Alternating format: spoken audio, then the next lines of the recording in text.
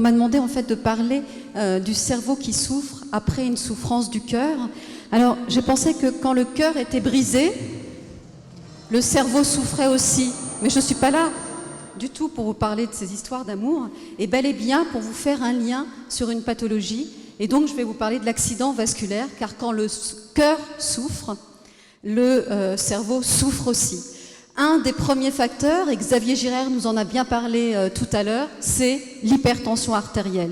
L'hypertension artérielle est en cause dans 4 fois, enfin sur 5 patients, on retrouve l'hypertension artérielle comme la cause de l'accident vasculaire. L'arythmie du cœur est un grand pourvoyeur, le cœur qui s'emballe, le cœur qui devient irrégulier peut donner des accidents vasculaires. Il est responsable d'un accident vasculaire sur 5. Et puis il y a d'autres causes. Barbara nous a parlé de la communication tout à l'heure du cœur, cette communication anormale, le cœur qui s'infecte, le cœur qui s'enflamme, le cœur qui s'emballe. Donc le cœur, oui, est un pourvoyeur d'accidents vasculaires cérébrales.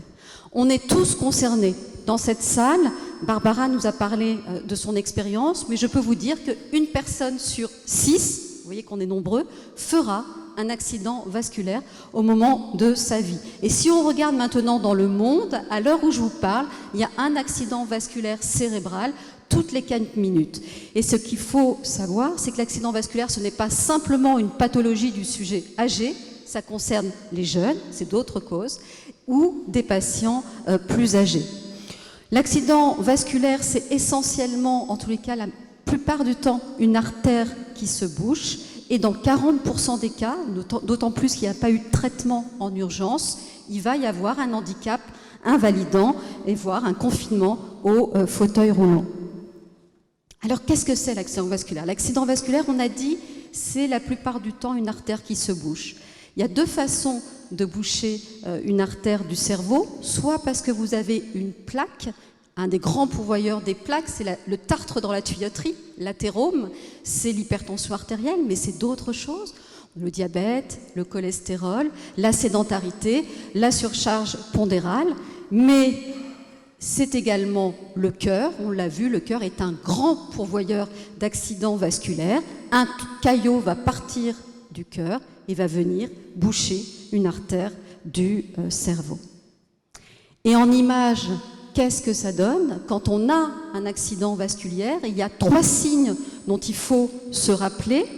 Un de ces 3 signes doit faire réagir, et c'est une urgence, la bouche de travers, et ou le bras qui tombe, et ou l'impossibilité à parler, que ce soit à articuler ou à parler. Voilà. Et donc, un de ces 3 signes doit alerter. En urgence, dès lors qu'un de ces 3 signes est constaté, il faut appeler le 15. Et le message extrêmement important, et je crois que votre expérience est très intéressante, c'est que même si ces symptômes rentrent dans l'ordre, parce qu'on a toujours plein de choses à faire. Et vous savez, l'accident vasculaire, la plupart du temps, ne fait pas mal. C'est la différence avec la douleur, l'infarctus du cœur. Oh! Tout ce qui en médecine fait mal, fait peur. Le problème de l'accident vasculaire, c'est qu'il n'y a pas de douleur la plupart du temps associée, et on a tellement de choses à faire dès lors que ça rentre dans l'ordre. Et bon, on va s'occuper des enfants, on va aller au théâtre comme tout était prévu, et on oublie de consulter. Donc même si ça rentre dans l'ordre, il faut appeler le 15. Pourquoi? Parce qu'il existe un traitement qui aujourd'hui réduit de 50% le handicap. Il y a un traitement en urgence à faire, d'autant qu'il est administré le plus tôt possible. Ce qu'il faut retenir, c'est que dès lors qu'il y a un symptôme, on perd 2 millions de neurones par minute, d'où cette course contre la montre. Alors, quel est le traitement? Un traitement, oui, il faut consulter donc le plus rapidement possible, et si on a la chance, en tous les cas, il faut s'en donner les moyens d'arriver rapidement à l'hôpital. Un traitement dans les 4h30, il faut déboucher l'artère, par intraveineuse, et puis dans les 6 heures, on va associer à ce traitement ce qu'on appelle la thrombectomie. Donc en fait, on va aller retirer le thrombus responsable des symptômes.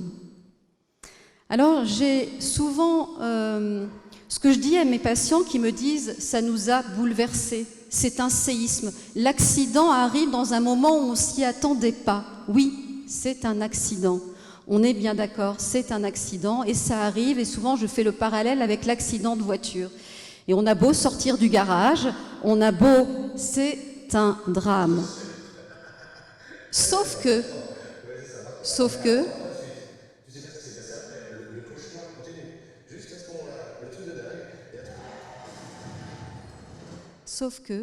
c'est comme en voiture. On peut faire des choses pour réduire ce risque. Là, c'est le portable.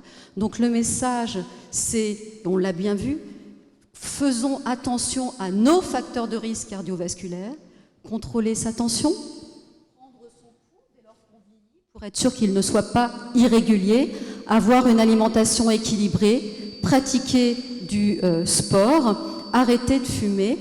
En tous les cas, encore une fois, c'est comme le portable au volant, c'est que c'est des choses sur lesquelles il faut faire de la prévention. Pour conclure, et je laisserai Michel Galabru le faire bien mieux que moi, je pense qu'il parle de son ami Jean-Paul à ce moment-là. Qu'il avait du mal à parler au téléphone. Il n'était pas comme d'habitude alors. Alors il m'a dit que ça allait, qu'il était juste fatigué. Mais j'aurais pas dû l'écouter. J'aurais dû appeler le 15 immédiatement. Alors sa vie a basculé. Il ne peut plus parler. Il est paralysé. Hein. Il est arrivé trop tard aux urgences. Alors, ne faites pas comme moi. Si vous reconnaissez l'un des signes de l'AVC, ne perdez pas de temps. Parce que chaque minute compte. Hein. Alors, appelez immédiatement le 15. Et ça, c'est valable dans le Nord aussi bien que dans le Sud. Je vous remercie de votre attention.